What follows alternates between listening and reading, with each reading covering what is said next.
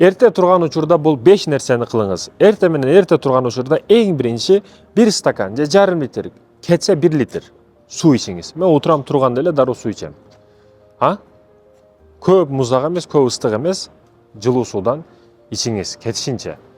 Андан кийин сөзсүз түрдө чуркаганга аракет кылыңыз. Ал мүмкүнчүлүгүңүзгө жараша. Кээ бирөө чуркаш жаман көрөт, жөн эле басып келиңиз сейле. Паркка жакыныраак дарыянын жээгине басып келиңиз. Жок дегенде 1 километр. Бул жөнөкөй эле көрүнүш, Анан үчүнчү, турган учуруңузда эле төшөгүңүздү жыйнап үйрөнүңүз.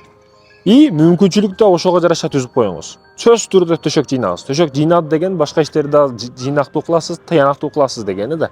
Биринчи ошо төшөктү жеңсеңиз, анан башкасын жеңесиз деген маани. Бул үчүнчүдөн.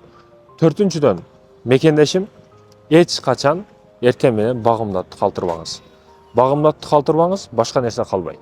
Багымдатты калтырдыңыз, башка нерсеге көңүлүңүз дагы болбойт. Бул 4-нчү маселе. Ал эми 5-нчи маселе, мекендешим, күнүңүз кечке чейин жакшы өтүш үчүн эртең менен 33 жолу ла илаха иллаллах Мухаммад Расулуллах, ла илаха иллаллах вахтаху ла шарика лахул мулку ва лахул хамду юхйи ва юмиту ва хува хайюн ла ямут бияди хайру ва хува ала кулли шайин кадирди айтыңыз 33 жолу.